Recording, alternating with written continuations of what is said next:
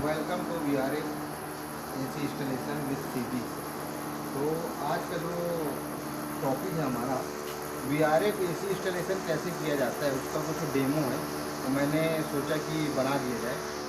तो जो हमारी ये देखिए, ये हमारी जो वीआरएफ का है, फॉर एग्जांपल सिर्फ ये डेमो के लिए मैंने इसे टेम्परेरी लगाया हुआ है ताकि लोगों को समझ में आए वीआरएफ की जो पाइपलाइन होती है वो एक्चुअल में कैसे होती है।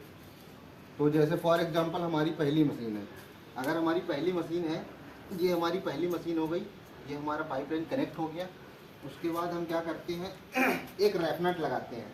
आगे की जो सर्किट रहती है वो आगे चली जाती है और एक यहाँ कनेक्ट हो जाती है, तो दो मशीन कनेक्ट हो जाती है। उसके बाद एक रैप नट लगाते हैं। रैप नट का साइज डिसाइड होता है ड्राइंग के अकॉर्डिंग। ड्राइंग में मेंशन किया जाता है कि कितने का रैप नट लगना है। अगर ब्लू स्टार का है या फिर ओ जर्नल का है या तोशिबा है तो उसका एक सीरियल नंबर रहता है, उस नंबर के हिसाब से अपन लगाते हैं।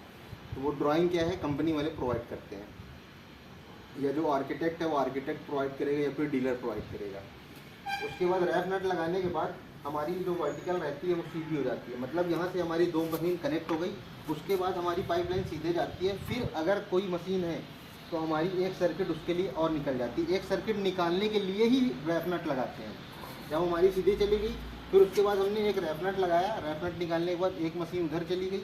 फिर हमने यहाँ पर से एक सीधा सीधा लेके अगर किसी मशीन में एक्स्ट्रा ऐड होनी है तो फिर एक रैप नट लगाएंगे और एक हमारी इधर कट जाएगी।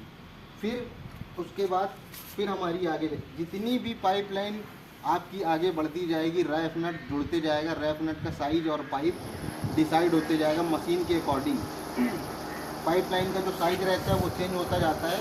उसके बाद फिर हमारे एक रैप नट लगा, आप देख सकते हैं ये एक इधर कट गया।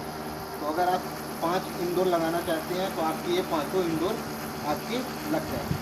उसके बाद ये जो होता है वो वर्टिकल सीधा सीधा जाता है और ये आउटडोर, फॉर एग्जांपल के लिए सिर्फ मैंने ये आउटडोर रखा है तो ये आउटडोर में हमारा कनेक्ट हो जाता है। तो इस तरीके का हमारा जो पाइपलाइन होता है वो वीआरएफ का पाइपलाइन होता है। और जो कम्युनिकेशन केबल होता है, अगर हमारी पहली मशीन है वो दिखाएंगे।